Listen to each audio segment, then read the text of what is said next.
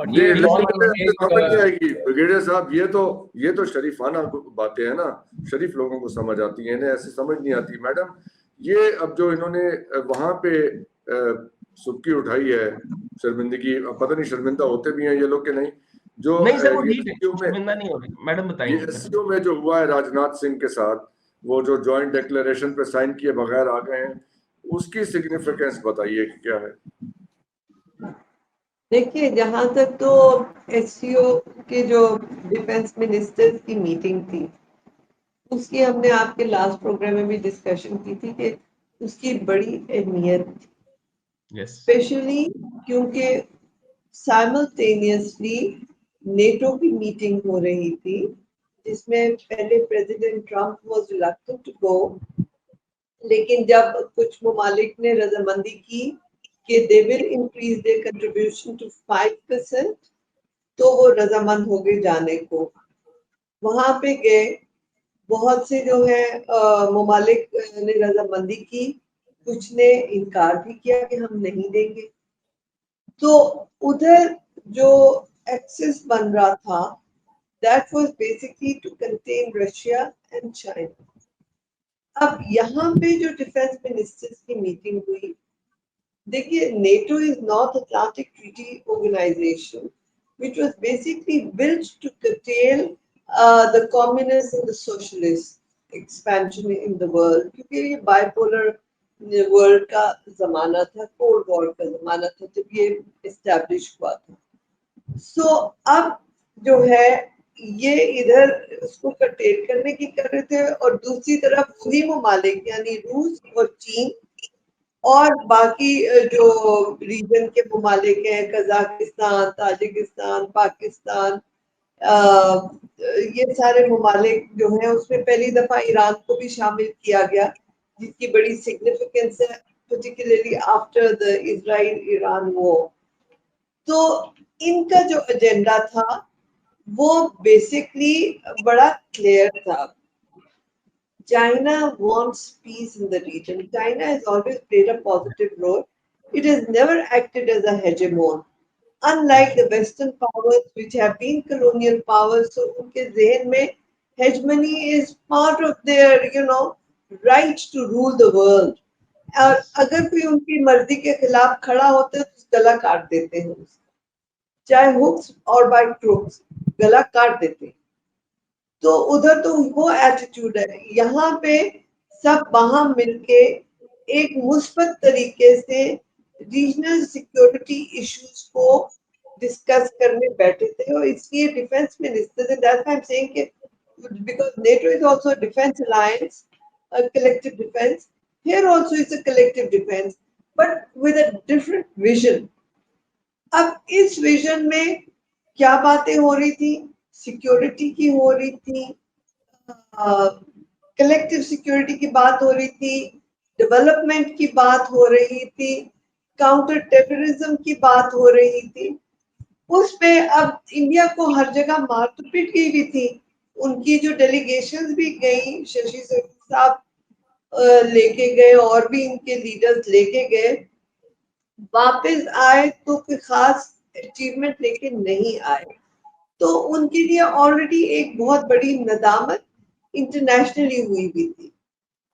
اب ایک طرف انڈیا جو ہے وہ کوڈ کا حصہ ہے, which is another security alliance, جس میں کہ جاپان ہے, آسٹریلیا ہے, USA اور انڈیا ہے. اگر انڈیا جو ہے وہ کوڈ میں بھی ہے which is like counter China, اور پھر چائنا کے بھی ساتھ ہے, تو it already is a spoiler, کیونکہ وہ کسی سائڈ پہ بھی نہیں ہے, کہیں بھی اس کی ایمانداری سے جو ہے وہ ساتھ نہیں دے رہا کسی کا. سو اب سارے اس سے ذرا محتاط ہو گئے ہیں کہ یہ تو کسی کا بھی ساتھی نہیں, اور ان کا کیا ایجنڈا ہے کسی کو نہیں پتا. اس ضمن میں جب انہوں نے یہ ڈیکلریشن کو ڈرافٹ کیا تو اس کا مین ایجنڈا جو تھا اس میں سیکیورٹی تھی اور کاؤنٹر ٹیررزم تھا.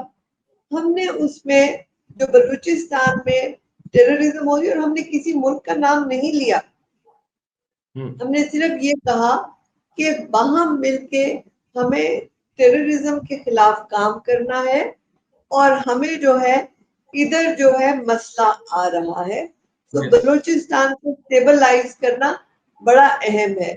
Stabilise not only for Pakistan but for the region because of its resources.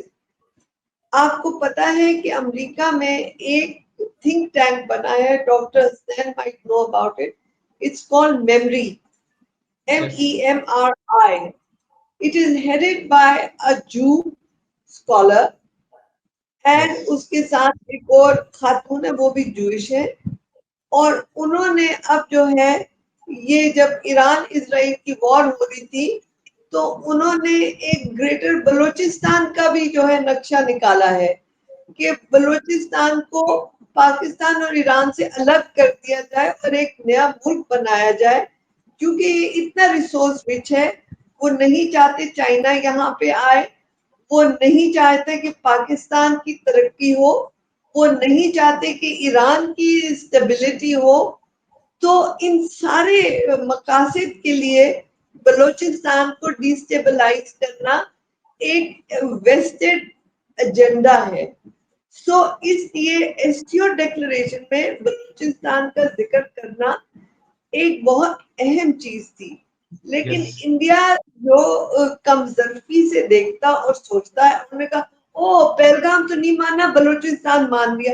یعنی خود انہوں نے اس کی ایسی انٹرپریٹیشن کی کہ اپنے منہ پہ خود چپیڑ مار دی. پہلگام جو تھی وہ ان کا فالس فلیگ تھا اور اس کا ایویڈنس انہوں نے کوئی نہیں دیا تھا. سو اور اس کے بعد پہلگام کے جو انہوں نے ہمارے اوپر حملہ بولا اس پہ انہیں چپیڑ بھی پٹ گئی. سو وہ اب زخم چاٹنے میں جیسے وہ لگا ہوتا ہے نا ہمارا شیرو, وہ زخم چاٹنے پہ لگا ہوا ہے.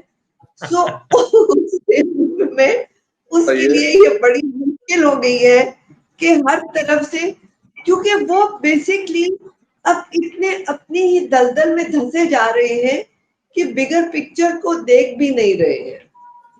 ہر الائنس پہ گھس گئے, ہر جگہ گھس کے گن مچایا اور پھر اب اس کو سنبھال نہیں پا رہے ہیں. سو ان کے اپنے کرتوتوں سے ان کو ناکامی ہوئی ہے. ورنہ ایسیو جب ہم پاکستان اور انڈیا شامل ہو رہے تھے تو پہلے سے ہی باقی جو پرانے ممبرز ہیں انہوں نے کہا تھا دیکھیے اپنے ذاتی مسائل لے کے مت آئیے گا, یہ ریجنل ایشوز ہم ڈیل کرنے بیٹھ رہے ہیں, یہ ریجنل سیکیورٹی آرگنائزیشن ہے, اس میں آپ کے بائیلیٹرل ایشوز نہ آئے. But India, in violation of its agreement to SCO that it will not bring bilateral issues to the regional platform, they did that. But when we spoke of Balochistan, we were talking in the regional context. We were not into blame games or bilateral issues. But کیونکہ وہ چور کی داڑھی میں تنکا, انہوں نے سوچا جی یہ تو ہمارے اوپر انگلی اٹھا رہے ہیں. بھئی آپ کچھ کر رہے ہیں تو آپ کو تکلیف ہوئی ہے نا, اگر آپ نہیں کر رہے ہوتے تو, اور ایران نے کچھ نہیں کہا اور کسی نے نہیں کہا, آپ کیوں پریشان ہو گئے؟ اور آپ نے پھر کہا جی میں یہ, کیونکہ وہ کنسنسس کے علاوہ وہ ڈیکلریشن اڈاپٹ نہیں ہو سکتی, انہوں نے ہی walked out because he really had no logical cogent argument to present to the forum of what India really is. ذرا ہلکی تھی اس دفعہ. اور آپ وہ تم طراق آپ کو یاد ہے کہ وہ سارک کانفرنس میں آئے تھے اسلام آباد, تو the way he walked out of the conference, اس دفعہ ذرا ان کے کیا کہتے ہیں پتے جھڑے ہوئے تھے تھوڑے سے راج ناتھ سنگھ کے.